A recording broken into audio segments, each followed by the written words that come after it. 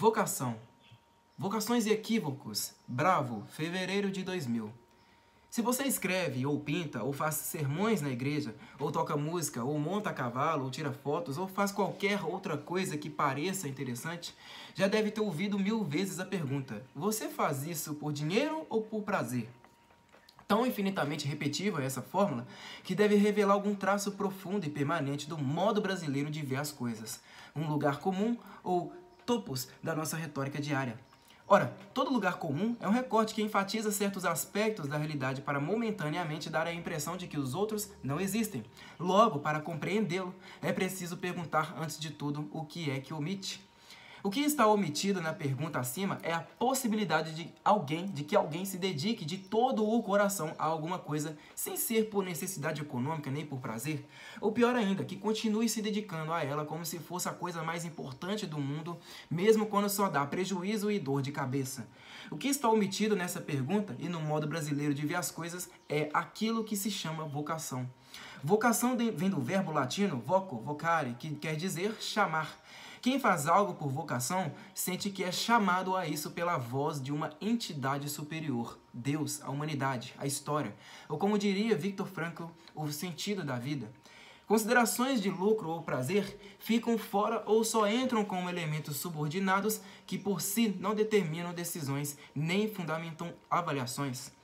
No mundo protestante germânico, há toda uma cultura e uma mística da vocação, e a busca da vocação autêntica é mesmo o tema do principal romance alemão, o Wilhelm Meister, de Goethe.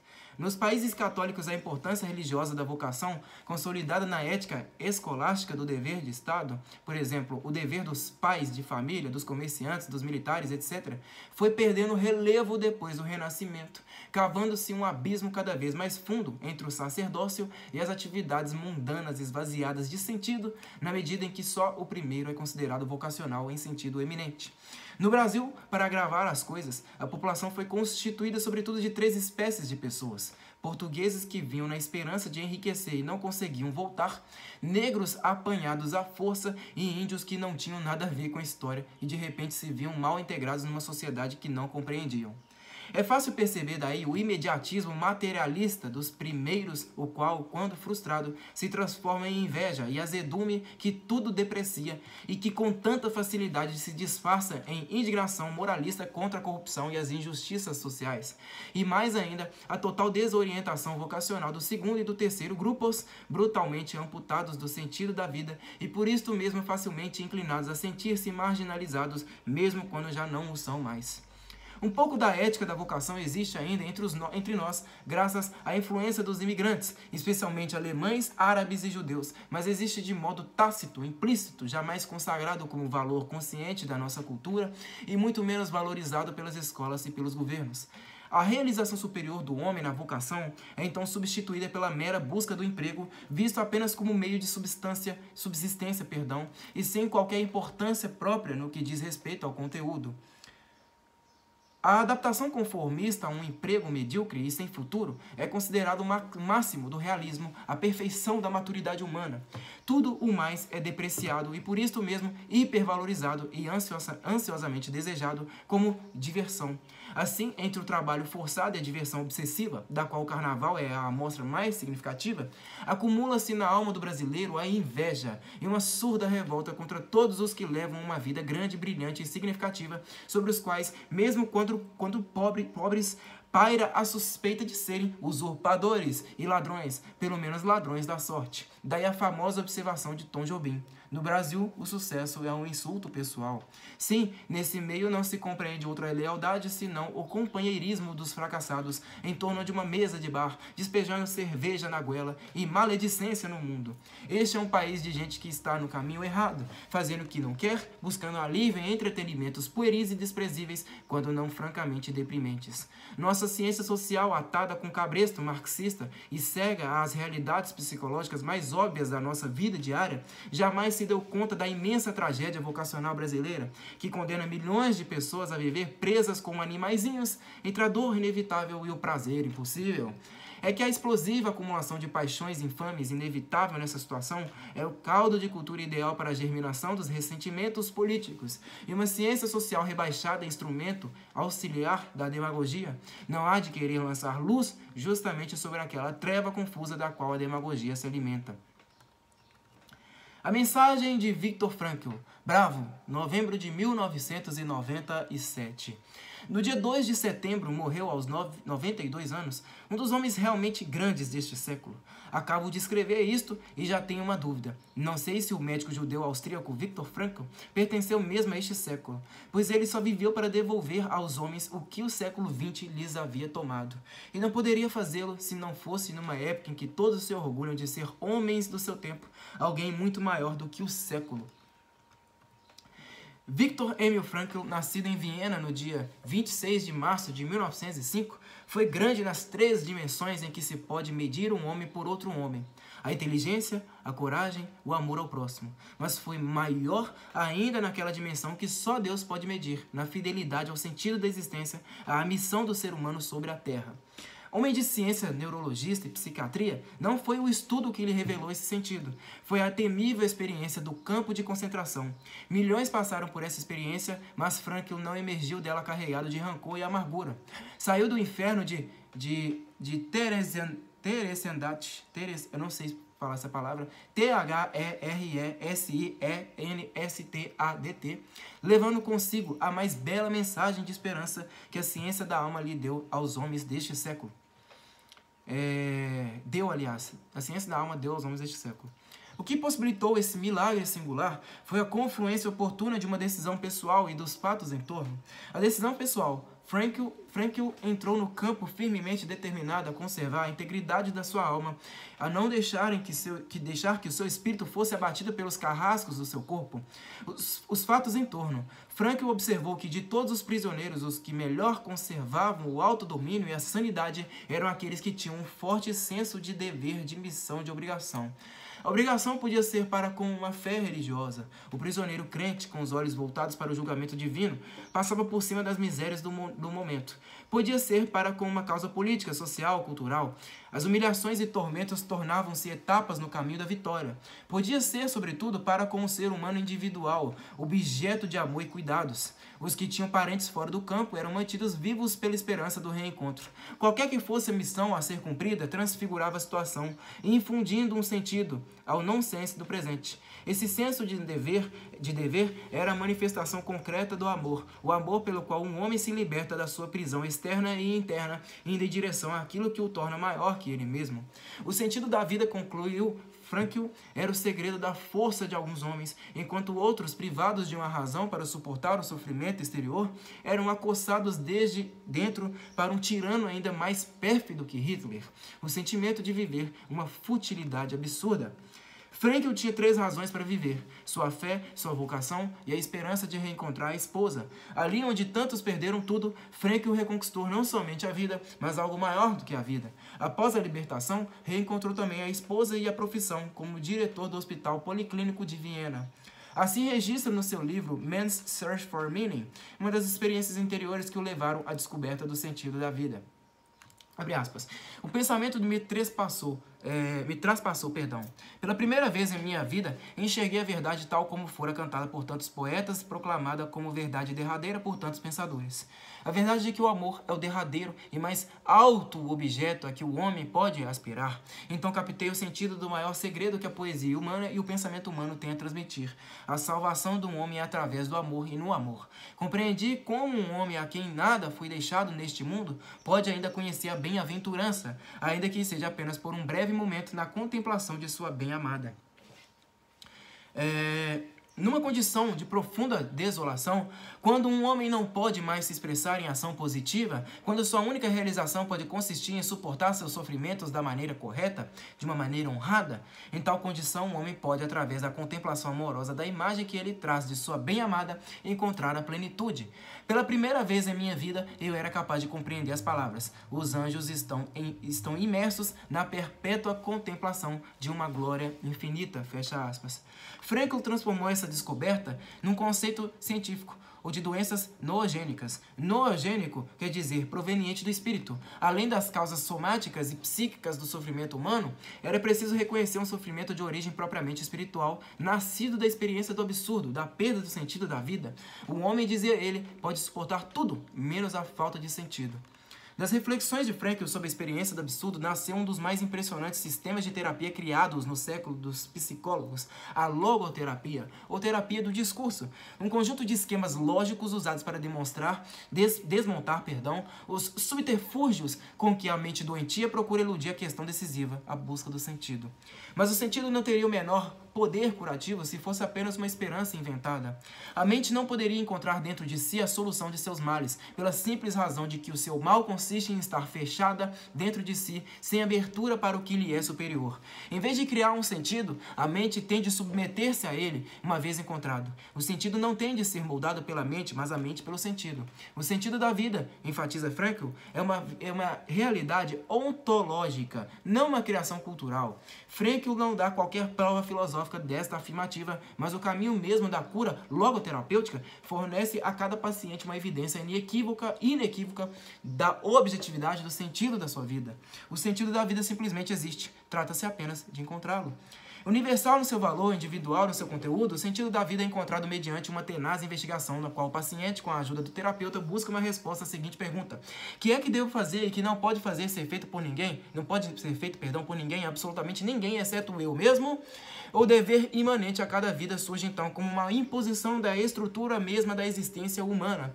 Nenhum homem inventa o sentido da sua vida. Cada um é, por assim dizer, cercado e encurralado pelo sentido da própria vida. Este demarca e fixa num ponto determinado do espaço e do tempo o centro da sua realidade pessoal, de cuja visão emerge límpido e inexorável, mas só visível desde dentro o dever a cumprir. Em vez de dissolver a individualidade humana nos seus elementos mediante análises tediosas que arriscam perder-se em detalhes irrelevantes, a logoterapia busca consolidar e fixar o paciente de imediato no ponto central do seu ser, que é, e não por coincidência também, o ponto mais alto.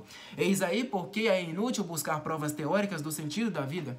Ele não é uma máxima uniforme válida para todos, é a obrigação imanente que cada um tem de transcender-se. Discutir o sentido da vida sem realizá-lo seria negá-lo. E uma vez que começamos a realizá-lo, já não é preciso discuti-lo, porque ele se impõe com uma evidência que até a mente mais cínica se envergonharia de negar. A logoterapia tem uma imponente folha de sucessos clínicos, porém mais significativos do que suas aplicações médicas, talvez seja a função que desempenhou e desempenha, a missão que cumpre no panorama da cultura moderna. Num século que tudo fez para deprimir o valor da consciência humana, para reduzi-la a um epifenômeno de causas sociais, biológicas, linguísticas, etc., Frankl nadou na contracorrente e ninguém conseguiu detê-lo. Ninguém, nem os guardas do campo, nem as hostes inumeráveis de seus antípodas intelectuais, os inimigos da consciência. Frankl apostou no sentido da vida e na força cognoscitiva da mente individual. Apostou nos dois azarões do páreo filosófico do século XX, desprezados por psicanalistas, marxistas, pragmatistas, semióticos, estruturalistas, desconstitucionalistas, por todo o pomposo cortejo de cegos que guiam outros cegos para o abismo. Apostou e venceu. A teoria da logoterapia resistiu bravamente a todas as suas objeções e sua prática se impôs em inúmeros países como o único tratamento admissível para os casos numerosos em que a alma humana não é oprimida por fantasias infantis, mas pela realidade da vida. Por isso mesmo, a crítica cultural de Frankl, parte integrante de uma obra onde o médico e o pensador não se separam um momento sequer, tem um alcance mais profundo do que todas as suas concorrentes. Desde seu posto de observação privilegiado, pôde enxergar o que nenhum intelectual deste século quis ver: a aliança secreta entre a cultura materialista, progressista, democrática, cientificista e a barbárie nazista. Aliança, sim, seria apenas uma coincidência que o século mais empenhado em negar nas teorias da autonomia e o valor da consciência também fosse o mais empenhado em criar mecanismos para dirigi-la, oprimi-la e aniquilá-la na prática? Pergunta. Dirigindo-se a um público universitário norte-americano, Viktor Frankl pronunciou estas palavras, onde a lucidez se alia a uma coragem intelectual fora do comum. Não foram apenas alguns ministérios de Berlim que inventaram as câmaras de gás de Auschwitz, Treblinka e Majdanek. Eu não sei expressar esses outros dois. Elas foram preparadas nos escritórios e salas de aula de cientistas e filósofos nihilistas, entre os quais se contavam e contam alguns pensadores anglo-saxônicos laureados com o prêmio Nobel. É que se a vida humana não passa do insignificante produto acidental de umas moléculas de proteína, pouco importa que um psicopata seja eliminado como inútil e que ao psicopata se acrescentem mais uns quantos povos inferiores. Tudo isto não é senão raciocínio lógico e consequente. Com declarações desse tipo, ele pregava pela goela os orgulhosos intelectuais. Ele pegava pela goela os orgulhosos intelectuais denunciadores da barbárie e lhes devolvia seu discurso de acusação, desmascarando a futilidade suicida de teorias que não assumem a responsabilidade de suas consequências históricas. Pois o mal do mundo não vem só de baixo das causas econômicas, políticas e militares que a aliança acadêmica do pedantismo com o simplismo consagrou como explicações de tudo. Vem de cima, vem do espírito humano que aceita ou rejeita o sentido da vida e assim determina, às vezes com trágica inconsequência, o destino das gerações futuras. Frankl era judeu, como foram judeus alguns dos criadores daquelas doutrinas materialistas e desumanizantes que prepararam involuntariamente o caminho para Auschwitz e Treblinka. Se pôde ver o que eles não viram, foi porque permaneceu fiel à liberdade interior, que é a velha mensagem do sentido em busca do homem. Se me aceitas, Israel, eu sou o teu Deus. Se me aceitas, Israel, eu sou o teu Deus. Redescobrindo o sentido da vida. Primeira leitura, novembro de 2005. Freud assegurava que, reduzido à privação extrema, o ser humano perderia sua casca de espiritualidade e poria à mostra sua verdadeira natureza, comportando-se como um bicho. Viktor Frankl, psiquiatra judeu e austríaco como Freud, não acreditava nisso, mas não teve de inventar uma resposta ao colega. Encontrou-a pronta no campo de concentração de, aí vem a palavra que eu não sei pronunciar, T-H-E-R-E-S-I-E-N-S-T-A-D-T, durante a Segunda Guerra Mundial. Ali, reduzidos a condições de miséria e pavor que no conforto do seu gabinete vienense o pai da psicanálise nem teria podido imaginar, homens e mulheres habitualmente medíocres elevavam-se à dimensão de santos e heróis, mostrando-se capazes de extremos de generosidade e autossacrifício, sem a esperança de outra recompensa senão a convicção de fazer o que era certo. A privação despia-os da máscara de egoísmo biológico de que os revestira uma moda cultural leviana e trazia à tona a verdadeira natureza do ser humano. A capacidade de autotranscendência. O poder inesgotável de ir além do círculo de seus interesses vitais em busca de um sentido de uma justificação moral da existência. Uma recente viagem a Filadélfia, onde a Universidade da Pensilvânia comemorava com um ciclo de conferências o centenário de nascimento do criador da logoterapia, trouxe-me a lembrança animadora de que na história das ideias tudo se dá como na vida dos indivíduos. Mesmo a extrema indigência espiritual consolidada por séculos de ideias deprimentes não impede que de repente a consciência do sentido da vida ressurja com uma força e um brilho que pareciam perdidos para sempre. A evolução do pensamento moderno de Maquiavel ao desconstrucionismo é marcada pela presença crescente do fenômeno que denomino paralaxe cognitiva, o hiato entre o eixo da experiência pessoal e o da construção teórica. Cada novo maitre a pensar esmera-se em criar teorias cada vez mais sofisticadas que sua própria vida de todos os dias desmente de maneira flagrante. A análise existencial de Frankl, a contrapelo do existencialismo de Heidegger e Sartre, que é uma apoteose da paralaxe, recupera o dom de raciocinar desde a experiência direta que ao longo da modernidade foi renegada pelos filósofos e só encontrou refúgio entre os poetas e romancistas. O que Frankl descobriu em, aí vem a palavra, né? T-H-E-R-E-S-I-E-N-S-T-A-D-T, foi que além do desejo de prazer e da vontade de poder, existe no homem uma força motivadora ainda mais intensa, a vontade de sentido. A alma humana pode suportar tudo, exceto a falta de um significado para a vida. Ao contrário, dizia Frankl, se você tem um porquê, um motivo, porquê junto com acento circunflexo, então pode suportar todos os cosmos. A privação de sentido origina um tipo de neurose que Freud e Adler não haviam identificado e que é a forma de sofrimento psíquico mais disseminada no mundo de hoje, a neurose noogênica, isto é, de causa espiritual marcada pelo sentimento de absurdo e vacuidade. A análise existencial é a redescoberta da lógica por trás do absurdo, a reconquista do estatuto espiritual humano que torna a vida digna de ser vivida. A logoterapia é a técnica psicoterápica que faz da análise existencial uma ferramenta prática para a cura das neuroses noogênicas. Uma pesquisa da Biblioteca do Congresso mostrou que Man's Search for Meaning, a mistura de sua autobiografia, análise filosófica e tratado psicoterápico em que Frankl expõe as conclusões da sua experiência no campo de concentração, é um dos 10 livros que mais influenciaram o povo americano. Se, a despeito disso, a obra de Frankl ainda não alcançou o lugar merecido nas atenções do establishment acadêmico, é simplesmente porque este é o templo da paralaxe cognitiva.